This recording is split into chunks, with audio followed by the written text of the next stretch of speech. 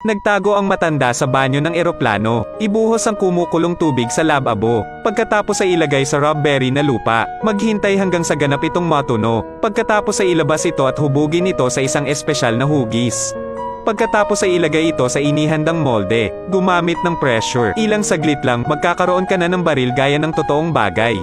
Kumatok siya sa pinto at iniabot ang peking baril sa kanyang mga kasabwat at itinaas ang kanyang kamay.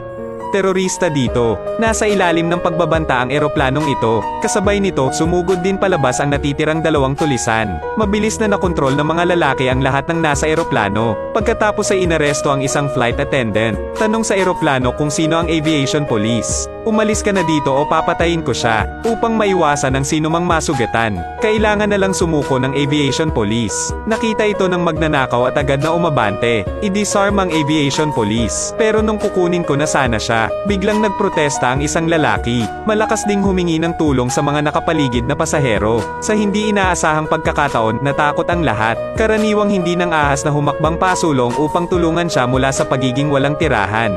Sa wakas, siya ay idiniin at binugbog. Nakahiga sa sahig na ganap na hindi gumagalaw. Natahimik ang eroplano. Nakita ito ng mga magnanakaw at itinaas ang kanilang mga bandila. Malakas na kantahin ang mga slogan ng teroristang organisasyon sa kabilang panig. Sa wakas ay napansin ng kapitan na may kakaiba sa kanyang likuran. Kaya mabilis na pindutin ang espesyal na dalas. Ipaalam sa lupa na ang eroplano ay nasa ilalim ng banta. Ngunit ngayon ang mga magnanakaw ay nangongolekta ng mga telepono ng pasahero para sa madaling pamamahala at tinipon ang lahat sa klase ng ekonomiya. Ginawa na lahat. Muli nilang binyantaan ng flight attendant. Dumating sa sabungan upang takutin ang kapitan. Pinipilit siyang magpalit agad ng ruta papuntang Kourou Airport. Ipinaalam din sa gobyerno na palayain ang kanilang pinuno. Kung hindi, papatayin nito ang lahat ng nasa eroplano. Ngunit hindi ito alam ng mga tao. Sa totoo lang, hindi lang itong grupo ng mga tulisan ang nasa eroplano.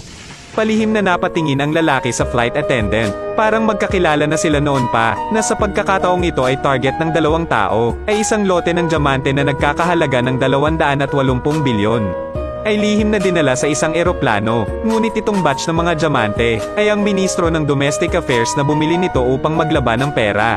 Upang ligtas na maihatid ang mga diamante pabalik sa bansa, ang nagbebenta ay nagtatag ng isang serye ng mga proteksyon. Unang positibong insurance, dinadala ng isang taong may katayuan sa seguridad. Pagkatapos, ang pagbubukas ng pinto ay nangangailangan ng 2 layer ng encryption. Ang kalahati ay nasa nagbebenta, ang kalahati ay nasa kamay ng ministro. Panghuli, ito ay nasa SIM card ng telepono. Na-activate na ang navigation system. Kailangan lang ng makakahawak ng SIM. Makakatanggap agad ng balita. Ngunit ang pinakamahalagang bagay ay, bumili din sila ng malaking insurance para sa mga diamante. Ang lahat ay mukhang ganap na perpekto. Ngunit hindi ito inaasahan ng nagbebenta. Sa loob ko, may taong may 2 isip. Tahimik na hinanap ni Laxi ang sekretarya ng ministro. Sabihin sa kanya na ibigay sa akin ang kalahati ng password. Pagkatapos magnakaw ng mga brilyante, hahatiin sila sa kalahati, dahil sa espesyal na katayuan ng ministro, kasama ang pagkakaroon ng mabigat na insurance. Kaya kahit nanakaw ang brilyante, ang ministro ay hindi rin nakaranas ng anumang pagkalugi. Tiyak na hindi ito hayagang iimbestigahan. Dahil ang telepono ay may sistema ng lokasyon, kaya si Laxi ay maaari lamang umatake sa eroplano, kaya nakipagtambalan siya sa girlfriend niyang si Nia na isang flight attendant. Bagaman hindi alam kung sino ang naghatid ng mga diamante, ngunit para sa mga kadahilan ng pangkaligtasan, hihilingin ng kumpanya ang carrier. Hindi kumain o uminom sa buong paglalakbay. Hindi inaasahan ang puntong ito, nagiging mahalagang punto para sa carrier. Kaya medyo nagtanong si Nia, mabilis na natukoy ang target na karakter. Tapos nung nagde-deliver ng pagkain, sinadya ni Nia na itumba ang tray ng pagkain. What the hell? Sorry talaga. Para hindi mapansin ng mga tao sa paligid, ang carrier ay kailangan lang pumunta sa banyo upang hawakan ito. Nakita iyon ni Laxi at agad na tumayo. Ngunit kapag ito ay malapit ng magtagumpay, nabulabog ang plano ng isa pang grupo ng mga tulisan. Pero ayaw ding ibigay ni Laxi ang mga brilyante. Nagkunwari siyang inatake ng hika. Mangyaring pumunta sa iyong upuan upang kumuha ng gamot. At buong pusong gustong iligtas ng tulisan ang pinuno, para hindi na magkagulo. Muling pumayag sa hiling ni Laxi. Pero hindi nila alam, ang taong ito ay dumating muli upang magnakaw ng mga diamante. Nahanap ni Laxi ang bagahe ng carrier. Hanapin ang insurance chest na nilagyan ng telepono. Pero wag mong hintayin na maging masaya pa siya. Biglang sumulpot ang magnanakaw mula sa likuran. Natigilan si Laxi at tanging ball lang ang naibalik. Nagsinungaling tungkol sa hindi mahanap ang gamot. Pero dahil sa stress, may nakalimutan siyang importante. Bakit hindi ka na humihinga ng mabilis? Damn, deserve mong mamatay. Kaya si Laxi ay nabigo ng makitid. Matapos bugbugin, ibalik ang sugat sa klase ng ekonomiya. Ngunit sa parehong oras upang iligtas ang mga hostage sa eroplano, pinangalanan ng gobyerno ang pinuno ng mga tulisan sa Kuru Airport sa kanilang kahilingan. Matapos matanggap ng ministro ang balita, agad ding nagpadala ng isang sekretarya sa pinangyarihan para daw maintindihan ang sitwasyon. Sa totoo lang, nagmamalasakit kami sa mga diamante. Hindi nagtagal, tumawag ang dalawang magnanakaw. Detalyadong negosasyon, makipagpalitan ng hostage sa gobyerno. Ngunit sa oras na ito ay may paraan si Laxi. Dahil ngayon isa na lang magnanakaw ang natitira sa cabin ng eroplano. Kaya sa ilalim ng hudyat ni Laxi, nakuha ni Nia ang atensyon niya. Sinamantala ni Laxi ang pagkakataon na tumayo at pumuslit sa first class cabin. Sa pagkakataong ito ay nagtagumpay siya. Nagnakaw ng diamond phone. Tapos ilabas mo yung bag mo. Kumuha ng mga inihandang peking kalakal. Magpalitan ng mga SIM card sa isa't isa at pagkatapos ay maglagay ng mga peking produkto sa insurance account. Kapag malapit ng magtagumpay, hello kuya. Nakita ito ni Laxi at mabilis na nagpaliwanag na naghahanap siya ng gamot. Pero hindi tanga ang magnanakaw. Pinilit niyang buksan si Laxi ng bag. Nilabas din ang diamond phone sa loob. Pagkatapos ay tumalikod siya at tinawag ang kanyang mga kasabwat. Hindi ko inaasahan na biglang naiinip si Laxi. Dalawang tao ang nagmamadaling lumaban. Sa sandaling ito ay kakalapag lang ng eroplano. Ang biglaang pag-alog ay naging dahilan ng pagputok ng baril. Nakarinig ng putok ng baril ang natitirang magnanakaw. Agad na itinapon ang telepono. Ngunit pagdating ng pagtakbo, natuklasan na ang kanyang kasabwat ay pumanaw na. Galit na galit siya at binugbog si Laxi. Maginhawang sinipa ni Laxi ang telepono sa ilalim ng upuan. Pagkatapos ay masiglang tumutol. Ngunit may isang magnanakaw na agad na tumakbo. Ang dalawang kamao ni Laxi ay hindi tugma sa apat na kamay.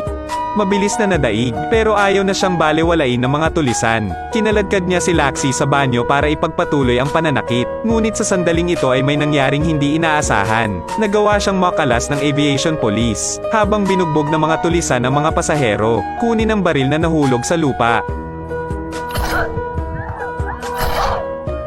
Matapos talunin ang mga bandido, pulis ng abasyon, nagmamadaling iligtas si Laxi sa banyo. Ngunit sa hindi inaasahan, isang mas malaking panganib ang dumating. May bomba sa eroplano. Agad na naging magulo ang eroplano. Nalaman ng ground police ang sitwasyon at agad na kumilos. Pagkatapos ng agarang pagkakalat sa lahat, agad na nagpadala ng riot police. Sinimulang tanggalin ang bomba sa katawan ni Laxi. Ngunit matapos itong alisin ng paulit-ulit na tuklasan na peke ang bomba.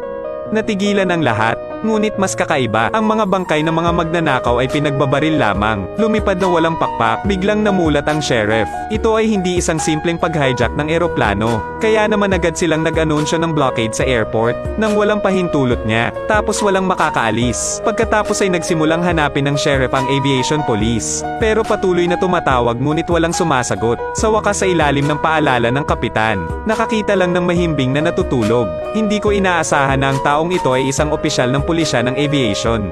Pero simula nung makasakay sa eroplano, lagi siyang walang malay. Basically hindi ko alam kung anong nangyari. Baka bumaba pa ng eroplano. Salamat din sa isang sampal ng flight attendant na nagtanong sa lahat ng mga pasahero sa lugar. Wala ring nakakita sa Peking Aviation Police. Patayin ang mga magnanakaw. Nakita ito ng hepe ng pulisya at mabilis na tinanong ang kanyang mga nasasakupan.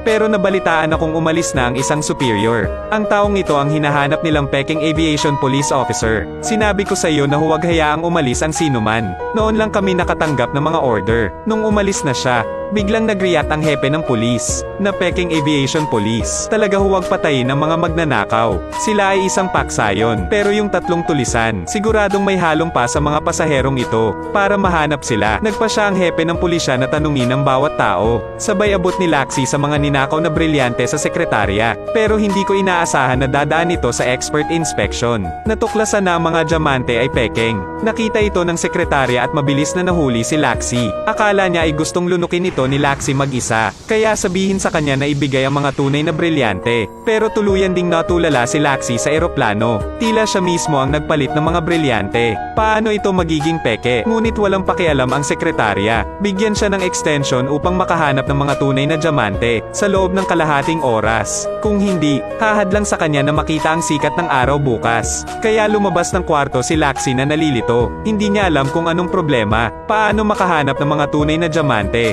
Sa sandaling ito, palihim na lumapit si Nia kay Laxi. Pagkatapos malaman ang sitwasyon, naramdaman din niya ang labis na hindi maisip. Tapos na ang buhay mo. Mamamatay akong nakikitang desperado si Laxi. Mabilis na humakbang si Nia para aliwin siya. Sandali at mag-iisip sila ng paraan para makatakas. Kahit na mula dito ang abot tanaw ng pagkatapon, lagi din niyang makakasama si Laxi. Iwanan kaming lahat at magsimula sa simula. Sa hindi inaasahang pagkakataon, biglang napalingon si Laxi pagkarinig nito. Sinakal niya si Nia saka itinulak sa pader. Paano tayo magsisimulang muli? Gusto ko bang gumawa ulit ng mga plano? O gusto mong lokohin kita ulit? Hindi pala minahal ni Laxi si Nia. Dahilan para ituloy siya, para lang samantalahin ang status niya bilang flight attendant, upang magnakaw ng isang batch ng mga diamante. Wala akong pakialam sa mga babaeng katulad mo. Umalis ka. Pagkatapos magsalita, galit na lumabas ng banyo si Laxi. Pero hindi niya inaasahan na pagkatapos niyang umalis, unti-unting naging mabangis ang mga mata ni Nia. Saka nagsiwalat ng nag-aalalang ngiti. Ang lalaking ito ay humahabol sa isang flight attendant. Sadyang lumikha ng mga pagkakataon para sa hindi sinasadyang pagkikita. Pagkaalis ng mga flight attendant sa trabaho, nagkataon lang. Pagkatapos ay sinusundan araw-araw, lumitaw kaagad kapag kailangan niya ng tulong. Matagumpay na nakansela ang kanyang depensa. Pagkatapos ng panahong iyon, araw-araw ay may pakialam siyang batiin siya. Nagpapakilala rin bilang isang matagumpay na tao. Unti-unting makuha ang puso ng flight attendant. Ngunit hindi niya alam ang dahilan kung bakit siya hinahabol nito. Gusto ko lang samantalahin ang status niya bilang flight attendant, upang pagnakawan ang mga brilyante na dinadala sa mga eroplano. Hindi nagtagal, sinabi ni Nia kay Laxi na buntis siya. Kinilabutan si Laxi pagkarinig nito. Hindi ko inaasahan na magiging big deal ito sa pagkakataong ito. Ngunit upang makamit ang layunin, magsisinungaling lang ako at mananagot ako kay Nia hanggang sa huli. Kinabukasan, nakipag-appointment si Laxi kay Nia para pag-usapan ang kasal. Ngunit sinamantala ang pagkakataon upang ayusin ang pagdating ng dalawang magnanakaw. Ang kanyang asawa ay binubuli ng mga tulisan. Mabilis na tinanong ni Nia kung ano ang mali. Nakita ni Laxi na hinog na ang pagkakataon. Sinabi kalahating taon na ang nakalipas. Nawala ko ang isang batch ng mga diamante na nagkakahalaga ng 50 bilyon ng mga reaksyonaryong organisasyon. Sa makatuwid, ang kalaban ay nagbabanta kay Laxi o magbayad, o magnakaw ng mga bagay para mabayaran ang utang. Nagnakaw ng gamit ha? Ninakaw ang mga brilyante sa iyong amo. Matapos marinig ito, labis na nagalit si Nia, dahil ang kanyang ama ang naglalaban ng pera. Ngunit dahil lamang sa isang beses ang account ay hindi tama, pinatay ng kalaban sa kanyang harapan. Pero ayaw ni Nia na mapunta ulit sa ganoong sitwasyon ang kanyang anak. Hindi ako sasama sa mga kriminal. Nakita ko na ang baboy ay magiging stick pig. Mabilis na sinabi ni Ace kay Nia na panatag na ang loob. Malapit ko nang bayaran lahat ng utang ko. Walang muwang na naniniwala si Nia na totoo ito. Pero hindi ko inaasahan na isang linggo na lang. Dumating na naman ang two thugs. Nakita ni Laxi na hindi maganda ang sitwasyon. Mabilis na hinayla si Nia at pinaalis. Ngunit mabilis na nahuli ng mga tulisan. Nakita ang kanyang asawa na sinasalakay ng mga tulisan. Hindi na masyadong nag-isip si Nia at nagmamadaling lumabas. Hindi ko inaasahan na masisipa ako sa tiyan. Nakita iyon ni Laxi at agad na nabaliw. Pindutin ng thug sa lupa. Sa wakas, nagdulot ng gulo ang tulisan at tumakas. Ngunit dahil sa kasaganaang ito, na wala ang kanyang anak ng tuluyan. Mabilis na pumasok si Laxi para aliwin ang isang heartbroken na si Nia. Subalit sa ngayon, muling tumawag ang reaksyonaryong organisasyon. Okay ka pa ba? Paano ang mga kapamilya ko? Harapin ang banta sa kabilang dulo ng telepono. Nagpakita ang calcium ng desperado na ekspresyon. Hindi ako magnanakaw ng diamante. Hindi rin kita babayaran. Kung gusto mo, tulungan mo ako. Makukuha mo ang pera. Sa hindi inaasahang pagkakataon, pumayag si Nia sa kausap. Dahil nawalan siya ng anak, ayaw nang mawalan ng asawa si Nia. Kaya naman, nagpasya siyang samantalahin ang kanyang katayuan bilang flight attendant. Tulungan si Laxi na magnakaw ng mga diamante para mabayaran ang utang. Sa labas, sobrang miserable si Laxi. Pero sa totoo lang parang namumukadkad na bulaklak ang saya sa puso ko. Kaya dali-dali akong gumawa ng dahilan para lumabas para maghanap ng doktor. Pero hindi inaasahan ni Laxi na kalalabas lang niya ng kwarto. Natanggap ni Nia ang iyong mensahe, ay ang recording ng pakikipag-usap ni Laxi sa bandido kanina lang. Tinamaan pala ng sipa si Nia. Nagkataon lang na may kausap ka sa telepono. Buntis siya, asshole. Hindi mo dapat sinaktan ang babaeng yon. Paumanhin, umalis ka dali. Pagkarinig nito ay natigilan si Nia at mabilis na lumabas para hanapin ang asawa. Pero nagkataon lang na lumabas siya ng ospital. Nakita iyon ni Nia at sinundan nito ng mabuti. Ngayon lang sinabi ng asawa ko na maghahanap siya ng doktor. Pero bakit ka lumabas ng ospital? Hanggang ngayon ay hindi nagdududa si Nia kay Laxi. Pero hinintay na makababa si Laxi ng boss. Nakita kong hinahanap niya ang dalawang tulisan ngayon. Kuya. Damn it, di ba sabi ko sa'yo nagpapanggap lang ako? Hindi ba dapat nagpasalamat ka sa akin? Nawalan din ng baby ang babaeng pumayag sa plano. Sa sandaling ito, sa wakas ay naunawaan na ni Nia. Lumalabas na wala akong alam. Ang lahat ng ito ay inayos ni Laxi. Na tanging bagay na ikinagagalit niya. Buti na lang natama ng gwapo kong mukha. Nang malaman ni Nia ang totoo, pakiramdam ni Nia ay babagsak na ang langit. Pero sa ngayon ay hindi alam ni Laxi. Actually, hindi naman flight attendant si Nia. Hindi madali, siya ay parehong heartbroken at galit. Nagpa siya na maghayganti sa bastard na ito hanggang sa huli. Sa susunod na araw, nakipag-ugnayan si Nia sa isang kaibigan na hindi niya nakikita sa loob ng maraming taon.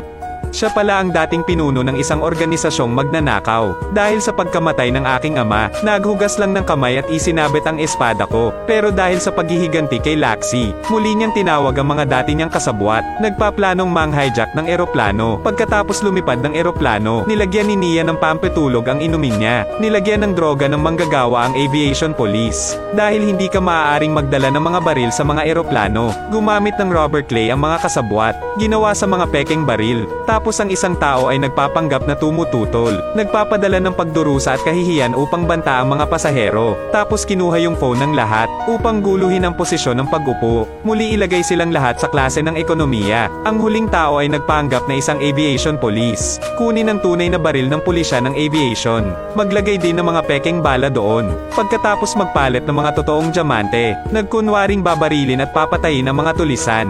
Dati, gumamit ng tsokolate ang kanyang mga kasabwat para gumawa ng pekeng bomba.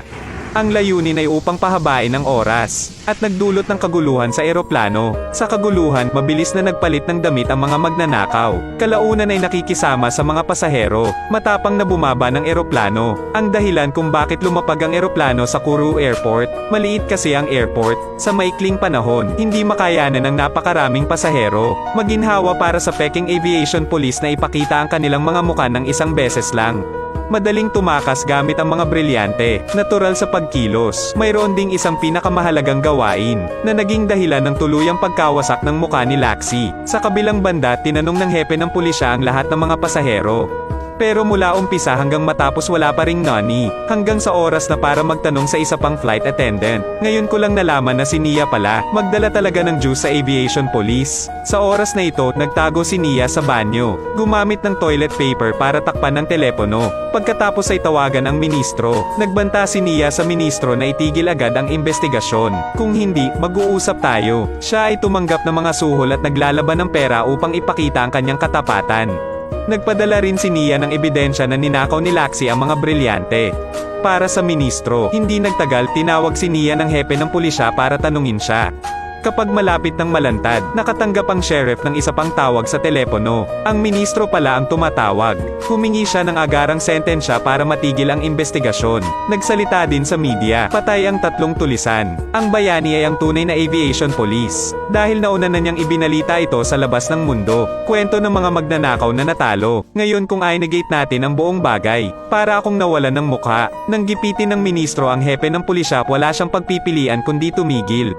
Kaya sa wakas ay matagumpay na natapos ang plano ni Nia. Siya at ang lahat ay umalis sa airport. Ngunit si Laxi ay hindi gaanong pinalad.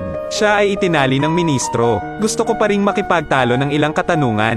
Hanggang sa nakita niya ang ebidensyang ipinadala ni Nia sa ministro. Saka lang natauhan si Laxi. Pinaglalaroan pala ako ni Nia. Ngunit huli na para sabihin ang anumang bagay ngayon. Ang naghihintay sa kanya ay walang katapusang galit mula sa ministro. Sa oras na ito, nasa eroplano si Nia para mag-abroad. Baguhin ang iyong pagkakakilanlan sa isang bagong buhay.